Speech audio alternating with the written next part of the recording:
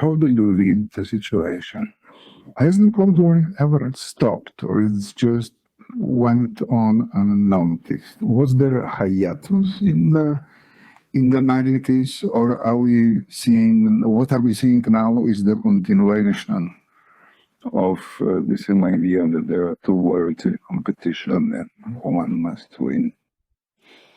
So basically, I was born in 1988, so I experienced. Congratulations. Only a bit, I do not remember anything, but I was brought up in the 90s. And to certain point, we thought that Cold War ends, but now I think it's never end.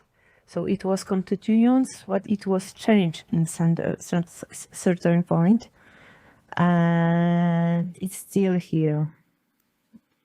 And what is this? This is a question for both of you. What you describe in the movie is the periphery of the European Union, right? Those are border states, from Latvia down to Moldova, which is not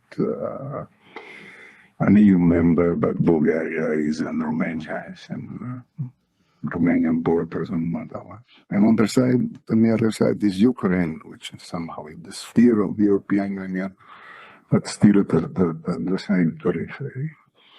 Poland here, of course, is an exception. It's the biggest, but the most developed and socially, and now militarily the strongest country in the area. And it came to me, and I thought of myself as somebody who understands Eastern Europe, but the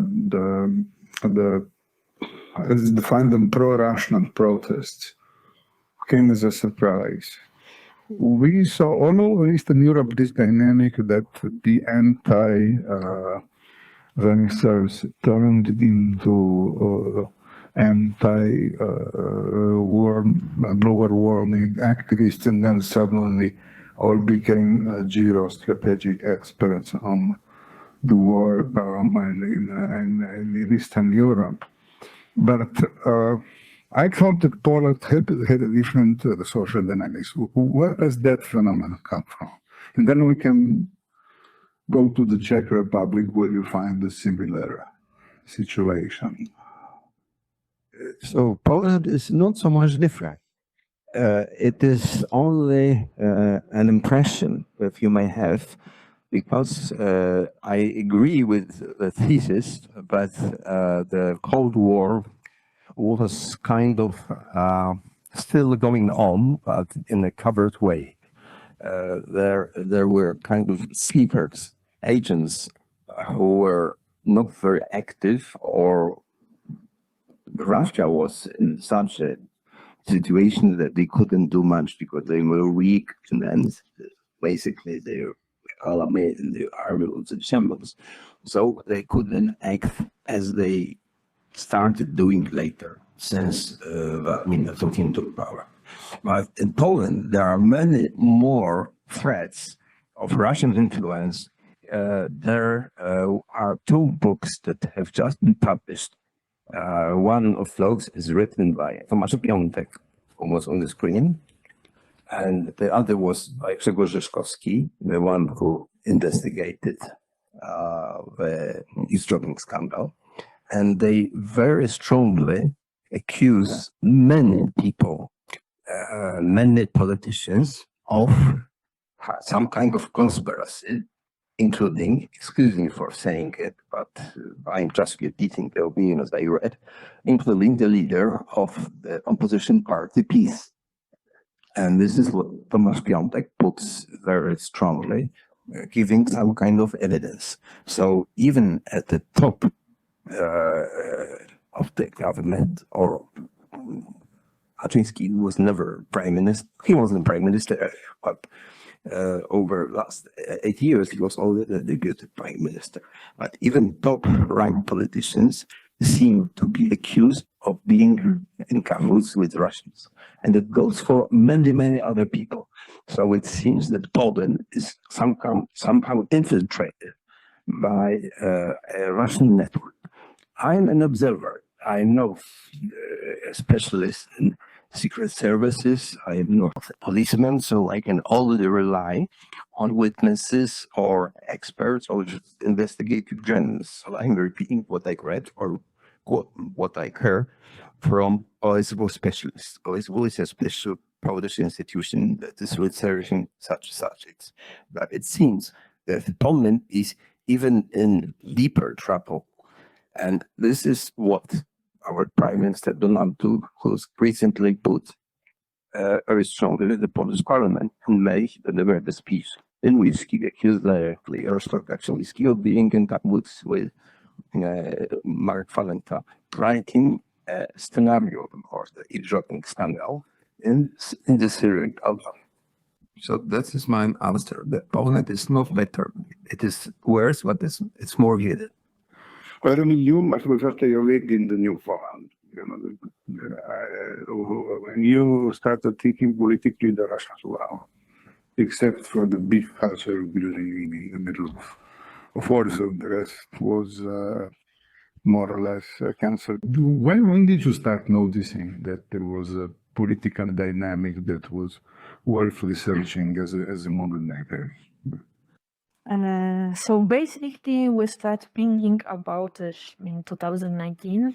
We started with this Polish case because the first idea was to do movie only about this weird taking standard in Poland. But we very quickly understand that it's much bigger, so we decided to go further. But since 2014, we know that something is, more fishy, it's more complex in this situation.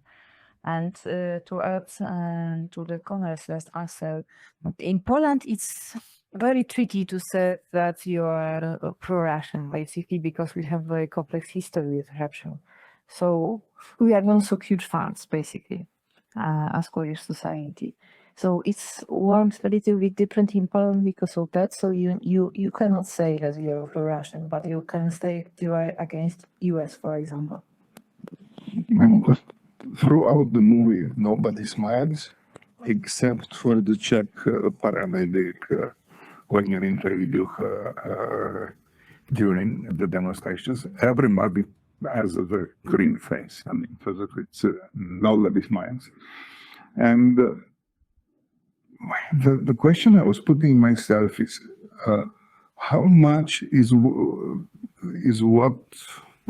are telling the faces of people that participate at the demonstrations? What I see is discontent with, but it's unclear discontent with what? What other social mechanisms that you noticed that convince people that discontent is linked to the promises of a better world coming from Russia? Well, it is usually done in a more clever way. Saying more clever, I mean that it is not directly pointing at solutions delivered from Moscow. Usually, the accusations concern Biden, President Biden, the Brits, NATO, the European Commission, and so on and so on. Brussels is imposing horrible things on us. NATO is bad because they are trying to put soldiers everywhere around Russia to attack it, and so on and so on. And we started making a number movie about anti-vaxxers, which is not permitted. And I remember how I was shocked by the characters we told for several months who were specialists in vaccination, saying that this anti-COVID vaccination is bad and will cause many diseases and it is better not to get vaccinated. In February 1922, after a week, I started seeing them on the internet delivering interviews on YouTube, and they presented themselves as geopolitical experts. They forgot about vaccination. They forgot about any diseases. They were saying that those people that are coming from Ukraine are dangerous. They can rape Muslims. They can steal our goods. They are really bad, and we shouldn't support Ukrainians, and so on and so on. So it is quite clear that if there's one person and be a kind of a coincidence, if there are two people, okay, the other one follow. But if there are many, it seems there is a kind of a person who is directing and who is putting some kind, giving orders. Let's put it this way. But there is a paradox here. On one side, you have the European Union with structural funds, with European projects. Every research project and every European, Eastern European academy has this little sticker. This was funded with the help of the European Union. And so you have security guarantees. You have military special segment of society, but they still are in the same circle of international guarantees and international protocols that guarantee the safety of every country on all of them together. So, okay, on one side you have resources that have direct contact to the population. They can use every instrument on earth to explain the logic of the political dynamic behind elections. On the other side is somebody says that we don't know what we don't know. It is called voting. Rumsfeld, his mysterious world of crypto influences shaded the power of the border countries. And I wonder, how does it work? I mean, it shouldn't be possible for hidden agents with, with small radios or using just internet channels to have such a strong influence to put, what I saw were mostly hundreds of people, but maybe there are more on the streets. Okay, I think that you shouldn't invite me here, but an expert from the intelligence service. For instance, there's a guy whom I met, General Peter, and he gave me a lecture. There are 6 types of agents. There are those who are on the Kremlin's payroll, and they are being given orders, and they go and blow out with ammunition depots and so on. They are safely like soldiers. There are 5 other categories, and on the 5th floor or the 6th floor, they even don't know if they do it for the Russians. They are giving grants. They can go to nice holidays somewhere. And somebody suggests it would be good if you organize a conference showing that NATO is made so good because they are bringing soldiers who can rape Polish women, and there's no laws that protect Polish women. Yeah, so they. It has got nothing to do with Russia. It is true in a certain extent. It can happen that something happens, right? And such a person doesn't understand he's doing work within the program that is masterminded somewhere in Russia. So this is how it works. And it doesn't have to be, like in spy movies, there's some hidden radio station and some dark code is walking during the night, looking around and so on. No. For instance, I learned from Mr. Kuderka. Mr. Kuderka is the head of the Czech counterintelligence. The Czech counterintelligence is very open. They somehow inform the public every half year or something what they have discovered, what they have done. Obviously, they don't say everything, but they say quite a lot. And you can go on their website and learn quite a lot. In March, Mr. Kuderka announced that they had evidence, they have recordings, which are hard proofs that an organization which is called Voice of Europe, which is registered and based in the Czech Republic, but incidentally run by the Polish citizen, has been financed by Russian oligarchs. And this organization was giving money to diplomats. I hope there's nobody here who is Italian from Euro.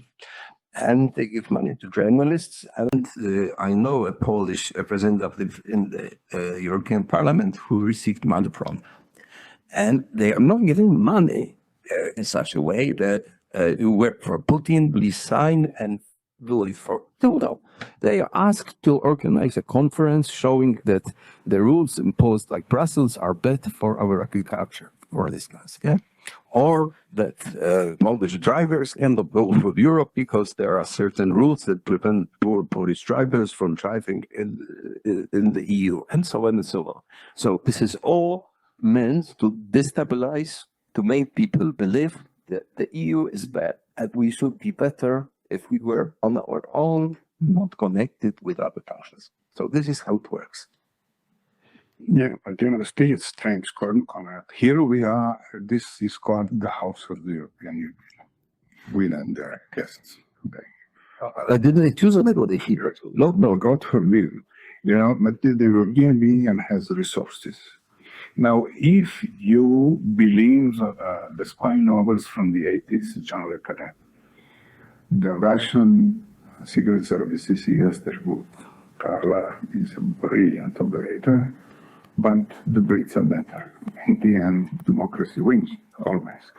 Now, if the Russian influence prevails in the Eastern Europe, then the European Union operatives who should be countering these activities, there's 2 points here, professionals who deal with counterintelligence will look like dilettantes. While we journalists, sort of always listen to both sides and try to figure out who is right, we look at fools, right? And we didn't happen a few times in the last years. Both was true. How is this possible? I mean, the resources on the European side, damn, forget the Americans, and they're substantial. It's not that they just sit and watch. Why is the Russian discourse so persuasive that you have a whole movement of academics in Slovenia that is calling for stopping Ukraine under the banner of let's have peace and not war. I don't think they're influenced by the Russians. I see it as a homegrown movement, but the message is more or less the same, which you suggest in the movie, both of you, that it sounds like if somebody is pushing the button on that computer that has had until the film starts rolling. It is this impression, correct? How do you judge the situation from what you have seen? You mean that the European Union operatives are not as efficient as the Russian ones? Is it correct? That is impression, yes. Do we have European Union operatives in this game or not? Okay, of course, no will answer. It's quite simple, basically, because we in European Union only can use legal method, and they can do whatever they want. If you have these boundaries because of law, and because what is ethics and what is not. So you always will be weaker in this war with the cockpits and in the disinformation. And basically, we as humans, we love crazy histories, like Sasquatch, all the myths and so on. So a lot of people prefer to read some crazy ideas as explanation of world instead of professors, academics, and reliable sources. But the situation, if I understand your movie, changed somehow in 2022. Even though the war in Ukraine went on since 2014, nobody seems to have noticed that this war is basically a generator of very efficient and substantial propaganda directed towards whoever would have the idea of accepting Ukraine into the Western political institutions and military arrangements. And for 8 years, this whole really went unnoticed. And I was in Crimea in 2014 when the Russians came. And after my time, it was clear that something was going to happen there, but it wasn't clear in Crimea where you were, because the political dynamic there wasn't as articulated as it appears today. But after 2022, it was quite clear that it was the troops of the Russian Federation that crossed the border and not vice versa. And yet you heard your interlocutors claiming that, that this is not a war. How can a war that is on your borders not be of your interest? Well, some people are naive. Some people probably have bad will. We are observing. We are not trying to be judgmental. You are now giving some kind of explanation, and you are looking for motivation, their inner thoughts. This we don't know. The way we could make the film as filmmakers was to go ask questions and careful observe faces, trying to keep poker face myself. I was really in trouble because sometimes I felt it horrible, but I couldn't say that you are evil, for instance, right? You are a cannibal, but I am interested in the way you prepare yeast from human body. Yeah, and I have to ask this question like that, not say if you're horrible, because he wouldn't answer. If I'm curious, he would answer. This is the way I've done the film. But I don't know really the inner thoughts of those guys.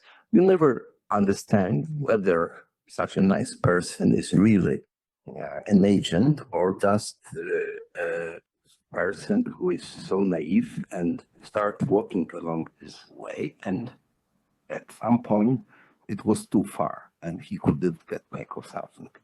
For instance, the Dargan journalist seemed to be a very nice person and friendly and smiling and very open and so on. He was one of the few that agreed to meet us. There are many pro-Russian agents in Bulgaria, but most of them refused. Even we shot an interview with one of those guys who did an interview with the Russian ambassador. The one who was on the screen of this photograph of the journalist and this ambassador. That guy who did the interview, after we completed shooting the interview with him, refused his consent because he felt that he didn't deliver information in such a way that he was convincing. So he was afraid that we would not be well received by his patrons. So he said, no way. And later we received an email from his lawyer that he forbids any abuse of his name, face, shots, and so on. So it depends. Even if such a person is nice, you can suspect that there is something behind. And a real dangerous agent is not a person who looks like, a criminal. No, he is a nice person like you, for instance. The big mistake. Małgorzata is most of the movie is straightforward journalism. Yeah, so the poker face, keyboards. I'm just asking questions. You're working, security for 5 minutes, no problem. But then in the end, you create a comedy. You completely reverse the whole logic of the movie, and you start doing your magic with the computer. Okay. A few questions here. If I was asking this yesterday, the question wouldn't make any sense. But since here everybody is checking the phones, and I hope you're checking the situation in the United States. I would say that this night, the last scene of the movie in which Putin is walking backwards the first association is that maybe tomorrow he'll start walking back and end up not in his office but in the White House as a guest. I mean, that's at least one of the fears that a lot of people have. Why did you leave why did you fail in the league to lighten the whole situation with the artificial intelligence? Because of course the way you can read that is with technology and in message. Can you produce? Det som vi læste om bagateller. Then we open the discussion.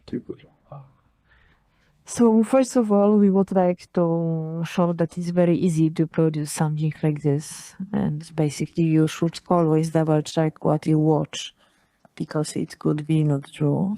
And it's easy to do something like this. And the second thing was we would like to put some light on the end of the movie, because if we will stop after our conclusion before that, it will be very gloomy, you know, and you can go out and drink a lot of vodka. It's only if you rush the word. Okay. Yeah, I can add something. It is a filmmaker's trip in a way. In the film, in the middle of the film, you can put many things. You can have better scenes, like worse scenes, whatever. But the opening and the ending must be very strong. And people go out with the impression they had at the very end. And then they tell their friends, when they gossip, look, there was such a funny film and he was walking back. So those guys would think, well, maybe it's worth seeing the film. If they said there is such a gloomy, horrible film about the Russian influence, that there are agents everywhere, we are so depressed after it, never watch. Yeah, so it would be bad. We want people to spy at that and then think, what? How is it possible? So let's open the floor for questions. We have the first question there. I'll leave you the mic, and then you just pass it on. Thank you. Thank you very much. I'm Hamdi Rejica from the Kosovo Embassy here. Thank you for the film. It was very, very interesting. And one question. During the film, I noticed that you was very worried about the influence of Russian agents in your home and in your house and so on. During the film, I saw one element which is used from the Russian propaganda. And it was the map. One map without Kosovo and Kosovo's independence. Why did it use it?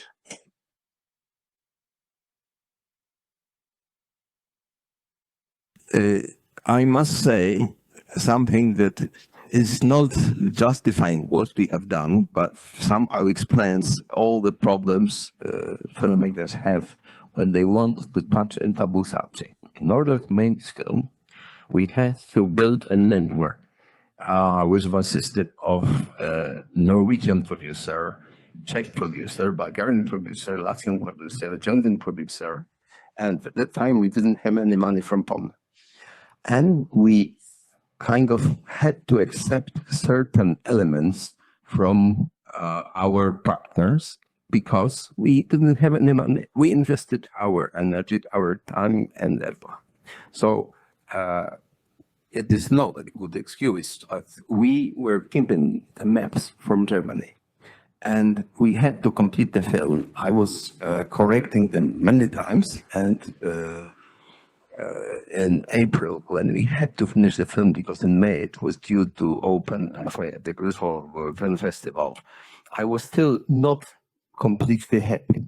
And now we are preparing a version for art TV, and the maps will be slightly different because we have Fortnite.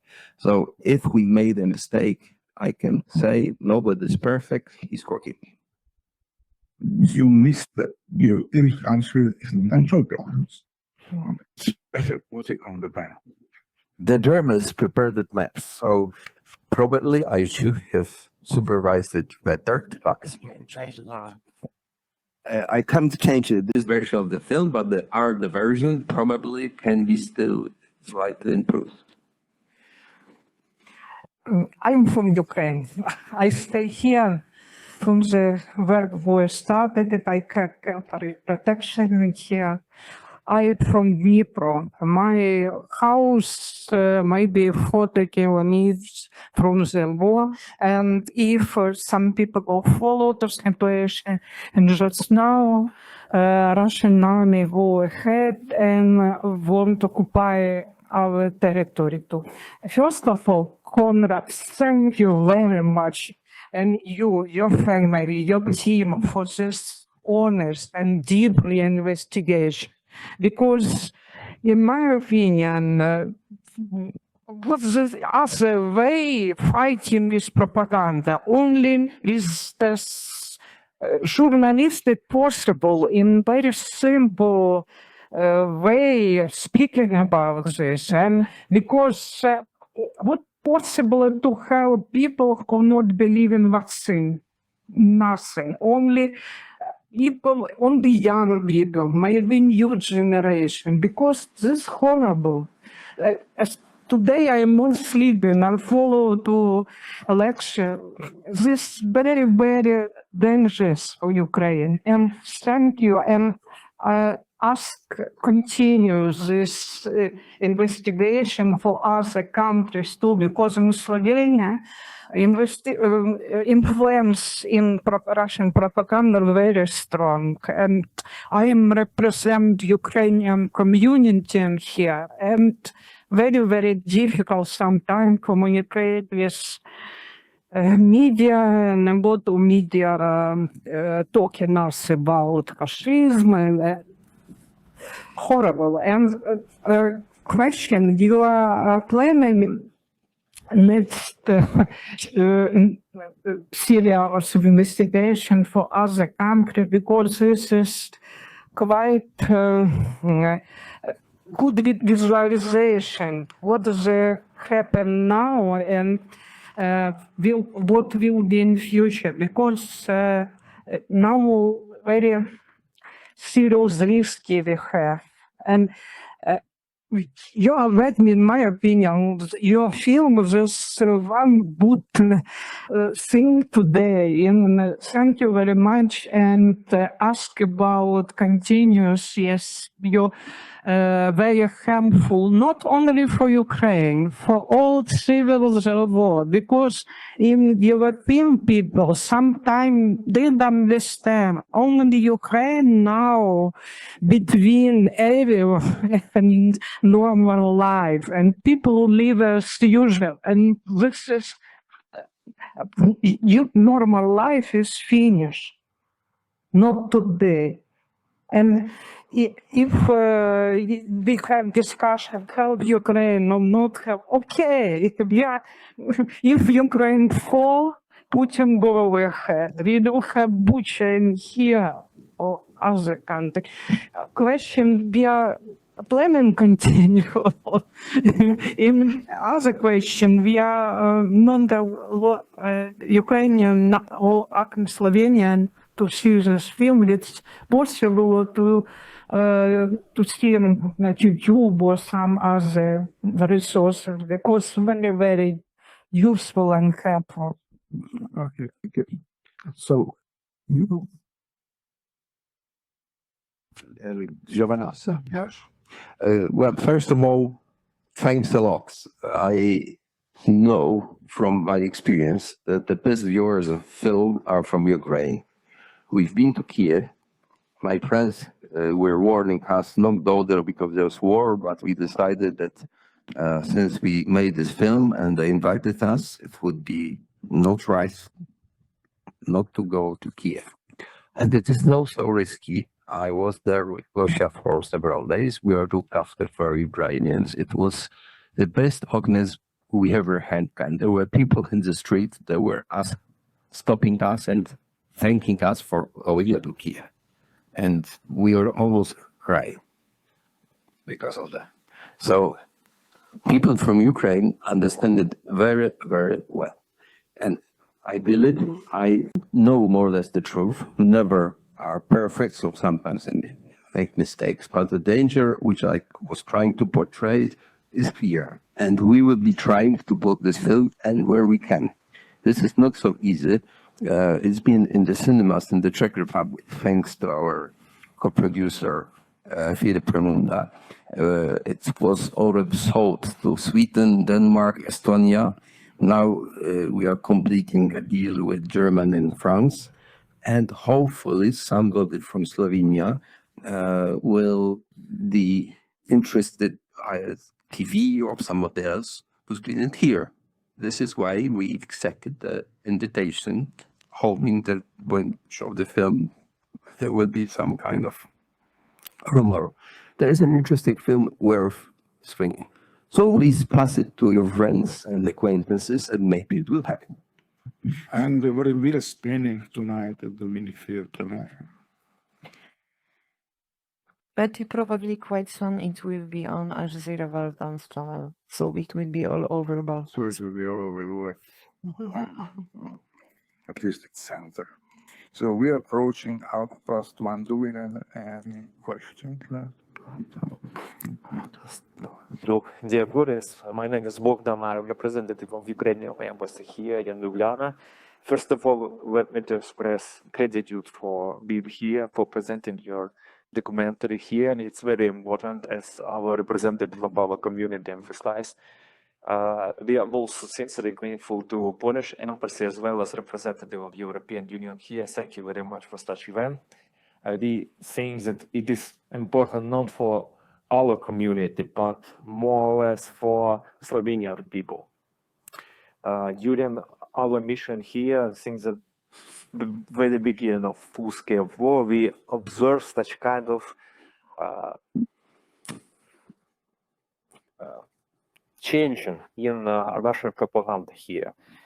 It starts from the very primitive narratives like Ukrainian Nazis, etc. But now they try to use different ways to influence Slovenian citizens, expressing anti-NATO, anti-American thoughts, and they are quite smart, as you emphasize, and use those narratives that connected in local population. And regarding this, I would like to ask what you can recommend to ordinary people, not to professionals, not to diplomats, just for population, how to protect this influence, how to protect themselves, and how to be strong in such a tricky times of manipulation. Thank you. So checking each information at these level times, I think it should be one of the most important things which we should teach our children, to checking information. 2 sources, 3 sources for the same message. If it is confirmed by reliable, independent sources, it may be true. But if it's only one and it comes from some kind of strange place, it may be like Zelensky asking to surrender at the beginning of the full-scale war. So it's one will close it here, but people, the director and the producer of that. Well, one of the few movies that came from Poland lately.